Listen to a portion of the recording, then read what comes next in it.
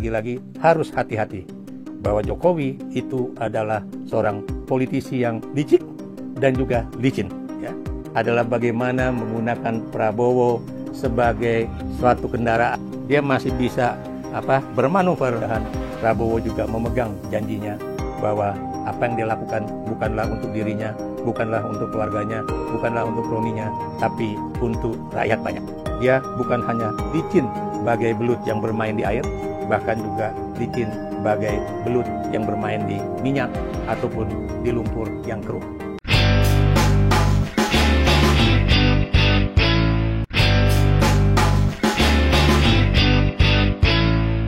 Apa yang ingin saya bahas ini bukan hanya pertemuan dua tokoh bangsa kita ini, tapi apakah kemudian seperti dikatakan oleh beberapa pengamat politik bahwa Jokowi itu sudah terpojok dan ruangannya semakin sempit untuk kemudian melakukan manuver-manuver politik ya sebagai akibat dari rencana pertemuan Prabowo dan Megawati tersebut ya.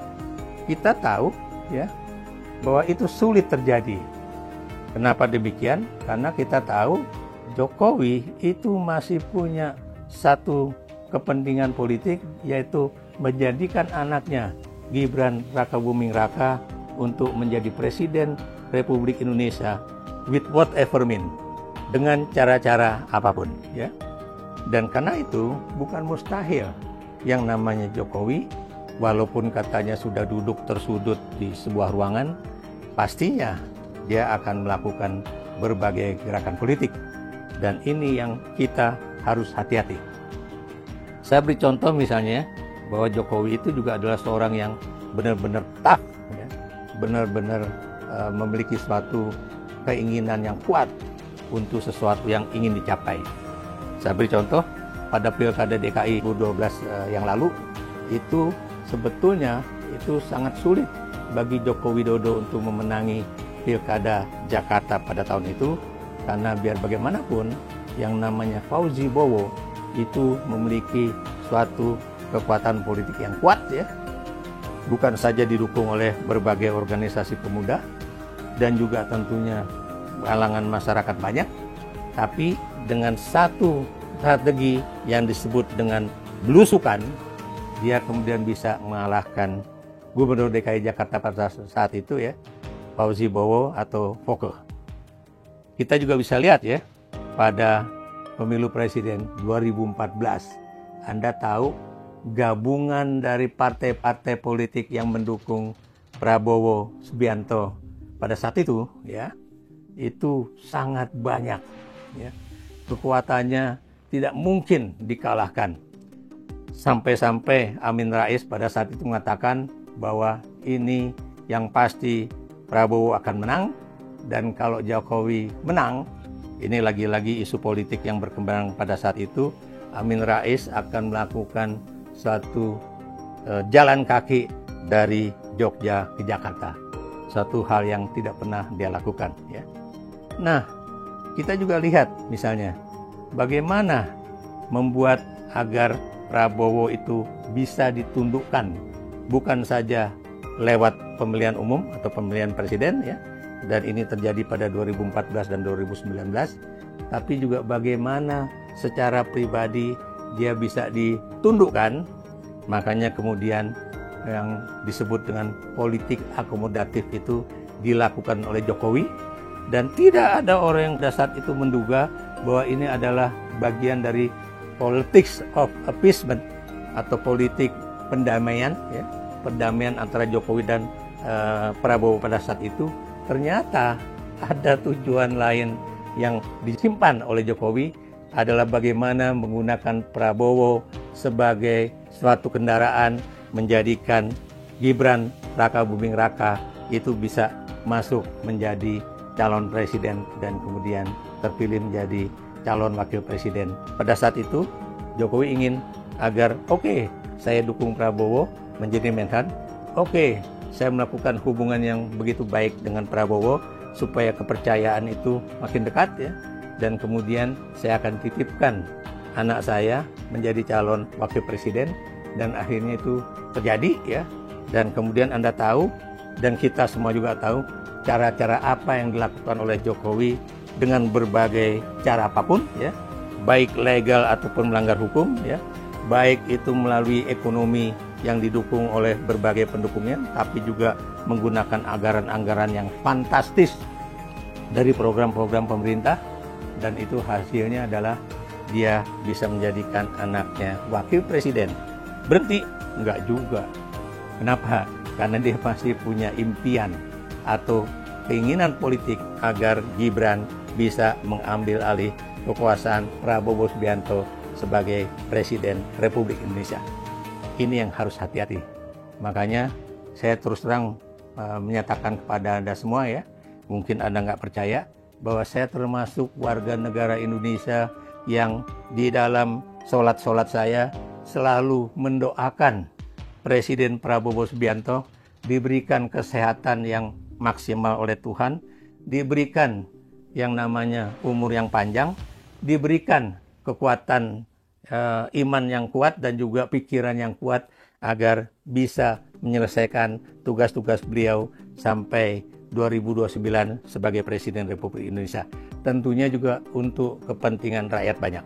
Nah, apalagi yang saya berani katakan di sini, ya, bahwa ini bukan fitnah, ya, bukan fitnah. Anda tahu juga, ya, ketika pertemuan antara Sri Sultan Hamengkubuwono ke-10 dengan Jokowi pada awal tahun ini, Sri Sultan itu pernah berpesan, ya, jangan ganggu Megawati, biar bagaimanapun dia itu anak Soekarno, pendiri Republik Indonesia.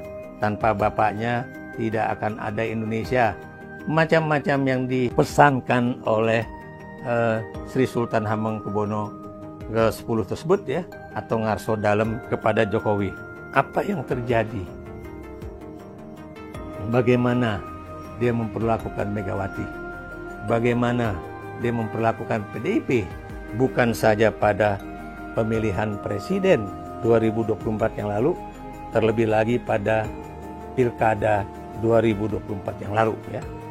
Dan kemudian Anda juga tahu, bukan hanya dia mendukung calon-calon yang berseberangan dengan PDIP, tapi dia tadinya itu menginginkan agar semua calon dari PDIP yang akan maju, kalau bisa itu ditutup kesempatannya untuk menjadi calon, baik itu gubernur, bupati, ataupun wali kota di dalam pilkada kemarin. Untungnya kita masih memiliki Mahkamah Konstitusi yang memutuskan putusan nomor 60 dan juga nomor 70 yang kemudian didukung oleh para mahasiswa, dosen, kalangan peneliti, dan juga para aktivis LSM agar demokrasi ini tetap kita jaga, agar DPR tidak mengubah undang-undang pilkada, ya, agar yang namanya strategi Jokowi baik untuk mematahkan PDIP ataupun menjadikan Kaisang Pangarep menjadi calon gubernur, ya, itu akhirnya benar-benar gagal. Dan calon yang didukung oleh Jokowi khususnya di Pilkada Jakarta itu gagal total, ya. Dan kita juga berterima kasih kepada Presiden Prabowo karena dia tidak menginginkan bahwa pasangan ini memajukan gugatan ke Mahkamah Konstitusi, karena tidak akan ada artinya, karena memang pasangan Pramono dan Rano Karno itu sudah memenangi Pilkada Jakarta dengan sangat elegan dan dengan angka yang benar-benar kuat, ya, cukup kuat untuk menjadikan mereka menang satu putaran di Pilkada Jakarta. Apalagi yang kalau ingin kita contohkan betapa licin bagai belut, ya. Jadi Jokowi itu bukan cuma licin bagai belut, tapi belut ditaruh di minyak pun dia masih bisa bermanuver atau bisa bergerak sesuka hatinya. Saya beri contoh, ya, bagaimana ucapan-ucapan dia yang mengatakan misalnya bahwa wah, ini nanti pokoknya mobil SMK ini yang inden sudah 6.000. Jadi kalau seseorang itu mau mendaftar karena produksinya masih 200 sampai 300 unit per bulan, ya, atau per tahun, itu nanti nunggunya bisa sangat lama, sambil tersenyum. Anda tahu sampai detik ini tidak satu pun mobil yang katanya diinden oleh 6.000 pemesan tersebut itu dihasilkan. Satu, ya. Contoh yang kedua, ya. Ini seorang menteri koordinator, ya, yang kadang-kadang juga sangat kuat mendukung Jokowi, bukan sangat kuat, memang beliau adalah orang dekat Jokowi, dan kemudian juga mengatakan, ya, ada saya, ya, dia mengatakan, ikrar, Ohir ini orang yang udah selesai, coba lihat mana ada anak-anaknya itu kemudian memasukkan berbagai proposal ke proyek-proyek pemerintah. Itu dia katakan pada saya sebelum saya menjadi Duta Besar Republik Indonesia untuk Tunisia. Apa lacur? Anda bisa lihat, ya, seperti apa yang dikatakan oleh Ubaidillah Badrun di dalam laporan dia ke KPK 3 kali, ya, mengenai where the money from, dari mana duitnya Kaisang untuk bisa membeli jutaan, puluhan juta saham dengan nilai ratusan miliar rupiah. Itu sudah banyak dikatakan oleh beliau. Kemudian juga bagaimana apa yang diucapkan oleh almarhum teman saya Faisal Basri mengenai adanya ekspor ilegal nikel dari Indonesia ke Cina yang jumlahnya 5,3 juta ton, yang katanya juga diikuti oleh mantu Presiden Bobi Nasution. Kita bisa lihat lagi apakah proyek PIK 2 yang menjadi PIK 2 lanjutan, ya, dan juga BSD lanjutan itu yang katanya menjadi pusat proyek strategi nasional itu kemudian ternyata mengikutsertakan anak-anak Jokowi juga, ya, yaitu Kaisang Pangarep dan Gibran Rakabuming Raka yang diduga mendapatkan keuntungan dari situ juga, ya. Kemudian kita juga melihat bagaimana yang Jokowi mengatakan kepada peneliti dari Lowy Institute di Australia bahwa anak saya nggak tertarik pada politik, anak saya itu lebih suka berbisnis, ya, dan juga bahwa anak saya itu tidak mungkin terjun ke politik. Tapi apa yang terjadi? Ternyata anak-anak dan mantunya terjun ke politik. Apalagi Kaisang, Anda bisa cari, ya, dia juga pernah mengatakan gaji atau income ayah saya sebagai presiden itu jauh lebih kecil dibandingkan dengan pendapatan saya dari hasil bisnis saya, ya. Mungkin yang dimaksud ada sang pisang, ya. Tapi kita tahu apakah bisnis kuliner yang dilaksanakan oleh anak-anak Jokowi itu sukses atau kemudian merugi, ya. Itu aja yang kita bisa pastikan. Ternyata enggak juga. Kaisang kemudian diajukan menjadi Ketua Umum Partai Solidaritas Indonesia, dan kemudian Gibran juga akhirnya juga diajukan menjadi Wali Kota Solo, Wakil Presiden, dan Gibran sudah terpilih menjadi Wakil Presiden.